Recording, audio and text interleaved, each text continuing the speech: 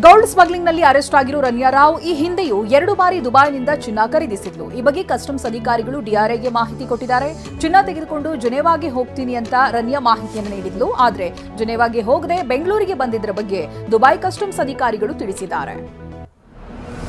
ರನ್ಯಾ ಚಿನ್ನ smuggling case ತನಿಖೆ ಮಾಡುತ್ತಿದ್ದಾರೆ, ಆದರೆ ನಮಗೇನು ಮಾಹಿತಿ ಕೊಟ್ಟಿಲ್ಲ ಅಂತ ಗೃಹ ಸಚಿವ ಜಿ ಪರಮೇಶ್ವರ್ ಹೇಳಿದ್ದಾರೆ. ಈ ಬಗ್ಗೆ ಮಾತನಾಡಿ ತನಿಖೆಯಾದ ನಂತರವಷ್ಟೇ ಎಲ್ಲಾ ಮಾಹಿತಿ ಗೊತ್ತಾಗುತ್ತೆ ಅಂತ ಹೇಳಿದ್ದಾರೆ. ಅಕ್ರಮವಾಗಿ ಚಿನ್ನ ಸಾಗಿಸ್ತಾ ಇದ್ದಾಗ ರನ್ಯಾ ರಾವ್ ಬಂಧನ ಪ್ರಕರಣಕ್ಕೆ ಸಂಬಂಧಪಟ್ಟ ಹಾಗೆ ಕೆಂಪೇಗೌಡ ಏರ್ಪೋರ್ಟ್ ಪ್ರೋಟೋಕಾಲ್ ಸಿಬ್ಬಂದಿಗೆ ನೋಟಿಸ್ ನೀಡಲಾಗಿದೆ. ಗೌರವ್ ಗುಪ್ತಾ ನೇತೃತ್ವದ ತನಿಖಾ ತಂಡದಿಂದ ನೋಟಿಸ್ ಜಾರಿ ಮಾಡಲಾಗಿದ್ದು, ಪ್ರೋಟೋಕಾಲ್ ವಿಚಾರವಾಗಿ ಬಸವರಾಜು, ಮಹಾಂತೇಶ್, ವೆಂಕಟರಾಜು ವಿಚಾರಣೆ ನಡೆಸಲಿದ್ದಾರೆ. ರನ್ಯಾ ಗೋಲ್ಡ್ ಸ್ಮಗ್ಲಿಂಗ್ ಕೇಸ್ನಲ್ಲಿ ಸಚಿವರಿಬ್ಬರು ಭಾಗಿ ಆರೋಪದ ಬಗ್ಗೆ ಸಚಿವ ಡಾಕ್ಟರ್ ಶರಣಪ್ರಕಾಶ್ ಪಾಟೀಲ್ ಕಿಡಿಕಾರಿದ್ದಾರೆ. ಏರ್ಪೋರ್ಟ್ ಕೇಂದ್ರ ಸರ್ಕಾರದ ಅಧೀನದಲ್ಲಿ ಬರುತ್ತೆ, ಹಾಗಾಗಿ ಗೋಲ್ಡ್ ಸ್ಮಗ್ಲಿಂಗ್ ಕೇಸ್ನಲ್ಲಿ ಕೇಂದ್ರ ಸಚಿವರಿರಬೇಕು. ಬಿಜೆಪಿ ಕನ್ಫ್ಯೂಸ್ ಮಾಡಿಕೊಂಡಿದ್ದಾರೆ ಅಂತ ವಾಗ್ದಾಳಿ ನಡೆಸಿದರು. ಕಾಂಗ್ರೆಸ್ ಪಕ್ಷದಲ್ಲಿ ಯಾವುದೇ ಆಂತರಿಕ ಬೇಗುದಿ ಇಲ್ಲ. ಅಧಿವೇಶನ ನಡೆದಾಗ ಸಿಎಂ, ಡಿಸಿಎಂ ಸಹಜವಾಗಿ ಊಟ ಕೊಡ್ತಾರೆ. ಅಧಿವೇಶನ ನಡೆದಾಗ ಊಟ ಕೊಟ್ಟರೆ ತಪ್ಪೇನಿದೆ ಅಂತ ಸಚಿವ ಎಂಬಿ ಪಾಟೀಲ್ ಪ್ರಶ್ನೆ ಮಾಡಿದ್ದಾರೆ. ಇನ್ನು ಕೆಪಿಸಿಸಿ ಅಧ್ಯಕ್ಷ ಸ್ಥಾನದ ಬಗ್ಗೆ ಡಿನ್ನರ್ ಪಾರ್ಟಿಯಲ್ಲಿ ಚರ್ಚೆಯಾಗುವುದಿಲ್ಲ ಅಂತ ಹೇಳಿದರು. ಬಿ ವಿಜೇಂದ್ರ ಬೆಂಬಲಿಗರಿಂದ ರಾಜ್ಯಾದ್ಯಂತ ವೀರಶೈವ ಲಿಂಗಾಯತ ಸಮಾವೇಶ ನಡೆಸೋದಕ್ಕೆ ನಿರ್ಧರಿಸಿದೆ. ಇದಕ್ಕೆ ಕೌಂಟರ್ ಕೊಡೋದಕ್ಕೆ ಯತ್ನಾಳ್ ಟೀಮ್ ಹಿಂದೂ ಸಮಾವೇಶ ನಡೆಸೋದಕ್ಕೆ ನಿರ್ಧರಿಸಿದ್ದಾರೆ. ಇದರಿಂದ ಕಮಲ ಪಡಿಯಲ್ಲಿ ಸಂಘರ್ಷ ಮುಂದುವರೆದಿದ್ದು, ಹೈಕಮಾಂಡ್ ಮಾತ್ರ ಮೌನಕ್ಕೆ ಶರಣಾಗಿದೆ. ಪೇಪರ್ ಗ್ಲಾಸ್ಗಳ ಅಪಾಯದ ಬಗ್ಗೆ ಟೆಸ್ಟ್ ಮಾಡುವಂತೆ ಆಹಾರ ಇಲಾಖೆ ಕಿದ್ವಾಯಿ ಆಸ್ಪತ್ರೆಗೆ ಮನವಿಯನ್ನ ಮಾಡಿದೆ. ಪೇಪರ್ ಗ್ಲಾಸ್ ಬಿಸಿಗೆ ಮೆಲ್ಟ್ ಆಗೋ ಕಾರಣದಿಂದ ಕ್ಯಾನ್ಸರ್ ಬರುವಂತ ಸಾಧ್ಯತೆ ಇದೆ. ಟೀ ಕಪ್ನಲ್ಲಿನ ಮೈಕ್ರೋ ಪ್ಲಾಸ್ಟಿಕ್ನಿಂದಲೂ ಕ್ಯಾನ್ಸರ್ ಬರುತ್ತೆ ಅಂತ ತಜ್ಞರು ಅಭಿಪ್ರಾಯಪಟ್ಟಿದ್ದಾರೆ.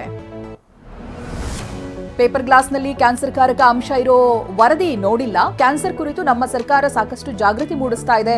ಈ ಬಗ್ಗೆ ಏನಾದರೂ ಇದ್ರೆ ಖಂಡಿತವಾಗಿ ಕ್ರಮ ತೆಗೆದುಕೊಳ್ತೇವೆ ಅಂತ ವೈದ್ಯಕೀಯ ಶಿಕ್ಷಣ ಸಚಿವ ಶರಣಪ್ರಕಾಶ್ ಪಾಟೀಲ್ ಹೇಳಿದ್ದಾರೆ.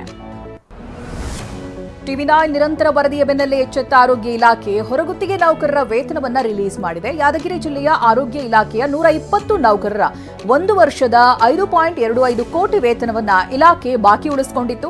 ಈ ಬಗ್ಗೆ ಫೆಬ್ರವರಿ 21ನೇ ತಾರೀಕು ವಿಸ್ತೃತವಾಗಿ ಟಿವಿ9 ವರದಿ ಬಿತ್ತರಿಸಿತ್ತು.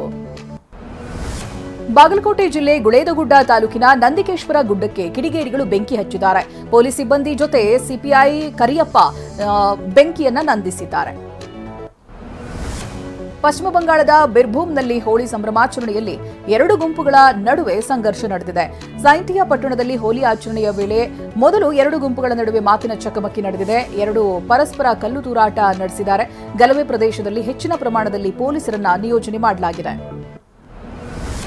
ಹಿಂದಿ ವಿರೋಧಿಸುವವರು ಯಾಕೆ ತಮಿಳು ಚಿತ್ರವನ್ನ ಹಿಂದಿಗೆ ಡಬ್ ಮಾಡ್ತೀರಿ ಅಂತ ಆಂಧ್ರಪ್ರದೇಶ ಡಿಸಿಎಂ ಪವನ್ ಕಲ್ಯಾಣ್ ತಮಿಳುನಾಡನ್ನ ಪ್ರಶ್ನಿಸಿದ್ದಾರೆ. ಹಣಕಾಸಿನ ಲಾಭಕ್ಕಾಗಿ ತಮಿಳು ಚಲನಚಿತ್ರಗಳನ್ನ ಹಿಂದಿಯಲ್ಲಿ ಡಬ್ಬಿಂಗ್ ಮಾಡ್ತಾರೆ. ಅವರಿಗೆ ಬಾಲಿವುಡ್ನಿಂದ ದುಡ್ಡು ಬೇಕಿದೆ. ಇದೆಂತಹ ನ್ಯಾಯ ಅಂತ ತಮಿಳುನಾಡು ಸಿಎಂ ಎಂಕೆ ಸ್ಟಾಲಿನ್ಗೆ ಪರೋಕ್ಷ ಟಾಂಗ್ ಕೊಟ್ಟಿದ್ದಾರೆ. ಜಮ್ಮು ಕಾಶ್ಮೀರದ ಹಲವೆಡೆ ಕಳೆದ 1 ತಿಂಗಳಿನಿಂದ ಹಿಮಪಾತವಾಗ್ತಾ ಇದೆ. ಇಂದು ಕಾಶ್ಮೀರದ ಶೋಫಿಯಾನ್ನಲ್ಲಿ ಭಾರೀ ಹಿಮಪಾತವಾಗಿದ್ದು, ಭೂಮಿಯ ಮೇಲೆ ಹಿಮದ ಹೊದಿಕೆ ಆವರಿಸಿದೆ. ಹಿಮಪಾತದ ರಮಣೀಯ ದೃಶ್ಯ ಸ್ಥಳೀಯರ ಮೊಬೈಲ್ ಕ್ಯಾಮೆರಾದಲ್ಲಿ ಸೆರೆಯಾಗಿದೆ. ದಕ್ಷಿಣ ಕನ್ನಡ ಕಡಬ ತಾಲೂಕಿನ ಕುಕ್ಕೆ ಸುಬ್ರಹ್ಮಣ್ಯ ದೇವಸ್ಥಾನಕ್ಕೆ ನಟ ಪ್ರಭುದೇವ್ ಭೇಟಿಯನ್ನು ನೀಡಿದ್ರು.